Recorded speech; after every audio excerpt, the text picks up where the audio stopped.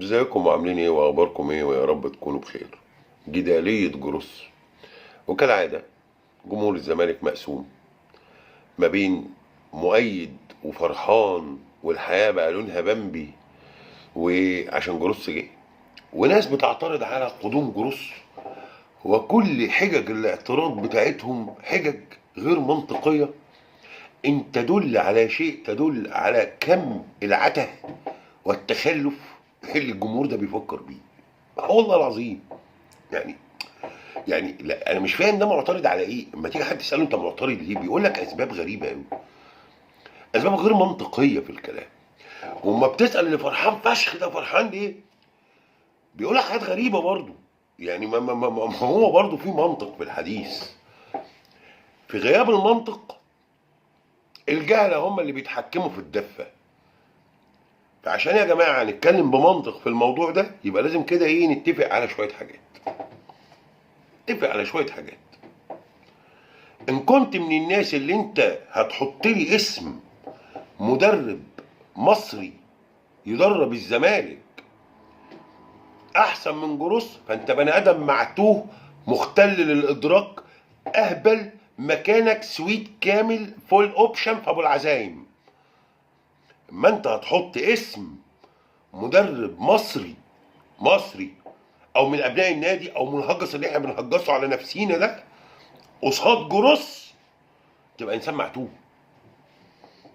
معتوه على طول. فانت النقاش معاك لا يسمن ولا يغني من جوع. دي نمرة واحد. نمرة اتنين، ان كان اعتراضك على جروس مبني على سياسة خلقنا لنعترض، وان انت اصلا لو حسين لبيب وادارته ادوا صوابعهم العشرة شمع فانت مش عاجبك عشان انت انتمائك للاسد راجع، فكك والكلام ملوش لازمه. ففي حالة ان انت توفر عندك الاوبشنين دول الكلام معاك ملوش لازمه. لكن احنا هنفترض حسن النيه ونتكلم ان جميع الاطراف، سواء المؤيد معرفش هو مؤيد وفرحان قوي ليه كده، والمعارض باستماته محسسني ان احنا كنا المفروض نجيب جوارديولا اصلا. هنفترض ان احنا كلنا عندنا حسن النيه، وهنفترض ان كلنا خايفين على مصلحه الزمالك، مع ان اصلا النيه الحقيقيه مش كده خالص. تعال نتكلم. عزيزي المعارض، انا لما بتكلم معاك بتقعد تقول شويه كلام اهبل كده، بتحسسني ان انت بتتكلم سريالي. مش فاهم امك انت بتقول ايه. لا، ومن ضمن بتستشهد برضا عبد العال.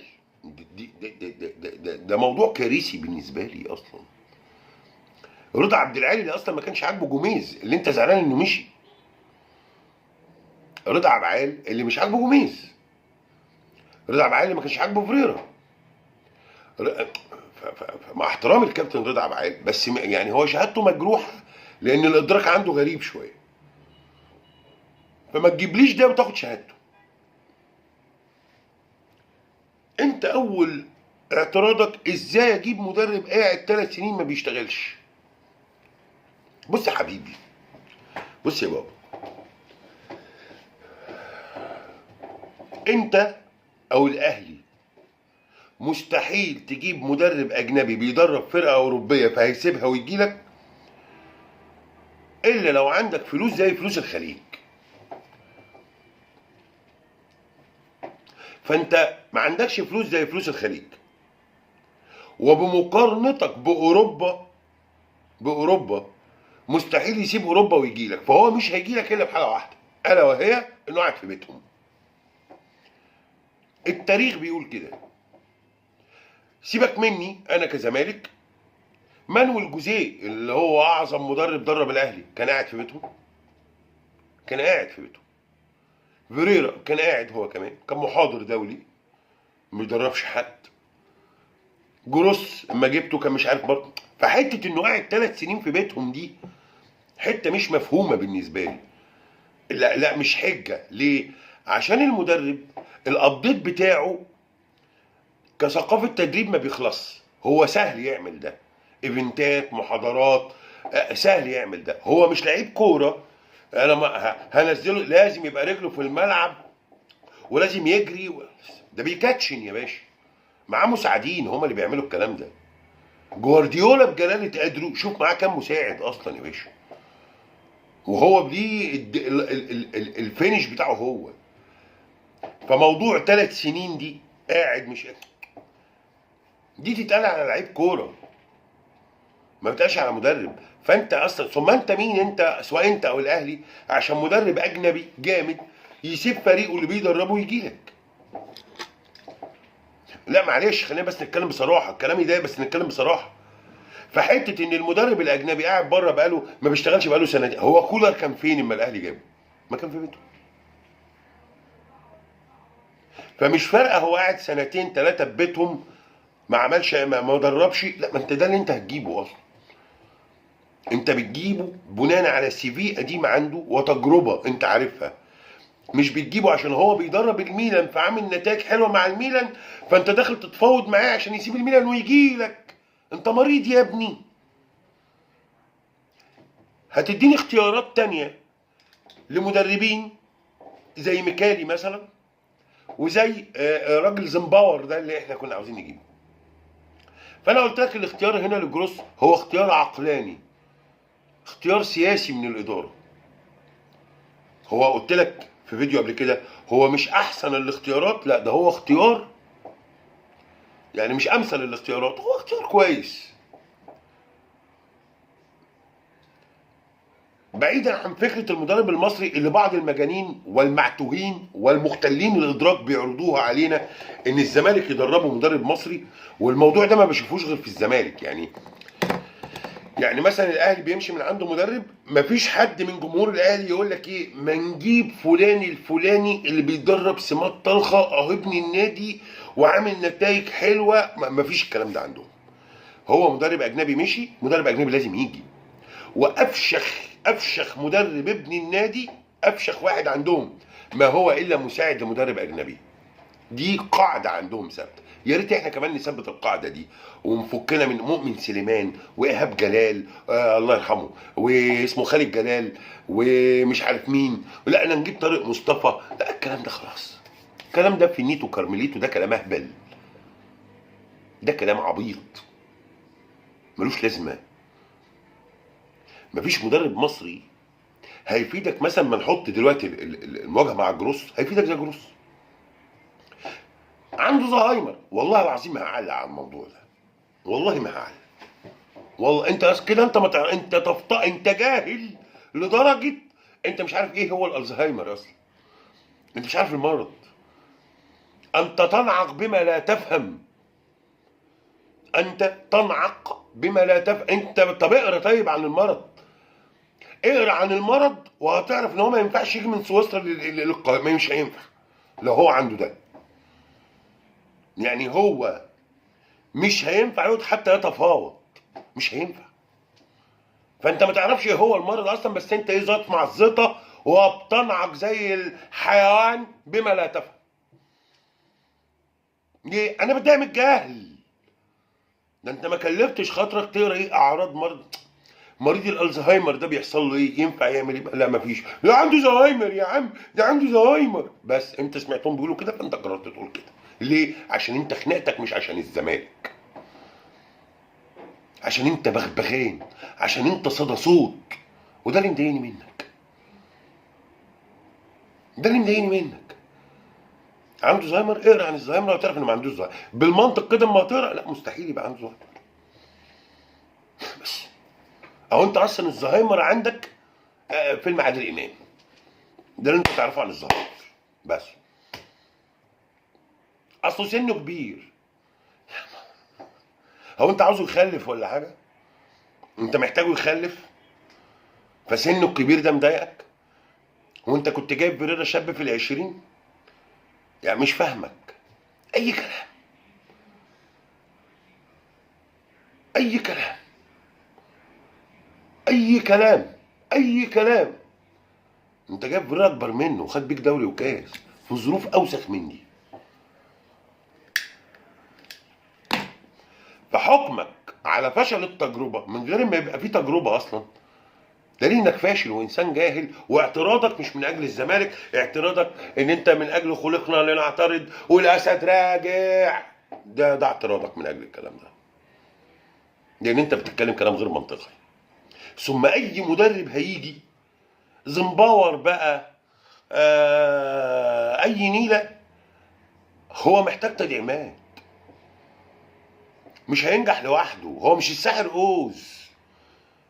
تدعيمات. يعني على الاداره اللي معتقده، لو معتقده ان جروس ده عملنا اللي مع انت عايز تعملش حاجه يا حاج. ملف الكوره او فريق الكوره 3 ملفات: مدرب، تجديدات، تدعيمات.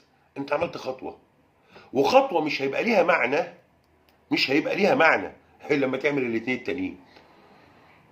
واي مدرب جروس س ص ع هيوافق على الخطوه بتاعته والاثنين التانيين ما يتعملوش، يبقى مدرب فاشل.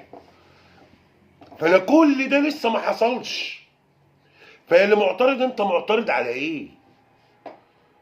ثم اللي انت بتقوله على جروس قلته نصا على زهايمر وكبير ويا منتولي والحنتوسي يا زمالك، وخد بيك دوري وكاس. في شيء اسمه التجربه، احكم على التجربه اللي هي ما اتعملتش اصلا. ثم عم الفرحان بقى بجروس، يا جروس العراب، يا رجوع العراب، يا قلبي يا تقص امك، انت فرحان ليه؟ هو عمل ايه؟ ايه الجديد؟ يجيبنا الساحر مدحت مدرب ولسه مشاكلنا قائمه، لسه ما فيش حاجه حصلت، انت فرحان ليه بقى؟ هو ما فيش وسط في الموضوع. في شيء اسمه تجربه، نحكم على التجربه بقى، نشوف تجربه. عشان تبقى تجربه ناجحه لازم مدير فني تجدد للعيبه اللي عندك. انت عندك عبد الله وعندك الونش وعندك دونجا وعندك زيزو، تجدد وتجيب له تدعيمات قويه، تدعيمات هو اللي مختارها. استفاد من خبره الراجل، خبرته اللي هي اعلى من خبره اي مدرب مصري، لا تقارن، مفيش مقارنه اصلا ما بين الاثنين. نوع من انواع الكفر اللي انت تحط لي اسم مدرب مصري قدام جروس. انت ليه ان انت جاهل؟ انت مضر للزمالك مش مشجع للزمالك. فانا اللي فرحان قوي ده، انا يعني ايه ده يا بابا اما التجربه تتم عشان ما تتخزوقش، ولا اللي مفكر اللي محسسنا ان الزمالك مثلا ايه عمل جريمه انه جاب جروس. الموضوع مش مستاهل يعني، لسه بدري. في منطق يا حبيبي، في منطق، وكلاكما معرصين. واحد نفسه الاسد يرجع، وواحد غافر للاداره دي اي اخطاء، اي اخطاء، اي اخطاء هو مستحملها، واي اخطاء هو معاه، ده معرس. والمعرس التاني اللي بيعترض ده هما التاني الاداره دي لو ولعت صابعها ال10 شمع هو برضه مش عاجبه. فكلاكما معرسين ومش فارق معاكم الزمالك في حاجه. اما يبقى في تجربه نبقى نتخانق، اما الملف يكمل نبقى نتخانق. المنطق بيقول ان ما زالت خناقتك كمشجع مع الاداره اللي ناقص ملفين: تجديدات وتدعيمات. ده مهم. من غير الكلام ده تجيب جروس، تجيب جوارديولا، رامون دياز ولا معرفش اسمه، لا دي لازمه يا اسطى. الاهلي بيروح يجيب المدرب من على القهوه، تعالى وخد لعيبه، خد لعيبه، خد لعيبه، خد لعيبه، اعمل لي فريق ياخد دوري ابطال افريقيا، يطلع يلعب ببطوله عالم، ياخد دوري، ياخد كاس. بس مش انا بوفر لك اوبشن النجاح، عوامل النجاح انا بوفرها لك، انجح بقى. لكن مش هجيب حد واقول له لا تصرف، لا تصرف دي اقعد عليه وتصرف، مش هينجح، مش هينجح. فلسه التجربه يا جماعه ما تمتش عشان نحكم عليها بالفشل او نحكم عليها بالنجاح. وظيفتك كمشجع انت المتابع الاول لتلك التجربه، انت المدون للتفاصيل بتاعت التجربه، انت اللي بتطالب ازاي يبقى عندك فكره ان ازاي التجربه دي تنجح. انت الموجه، انت اللي في ايدك الدراع. السلام عليكم.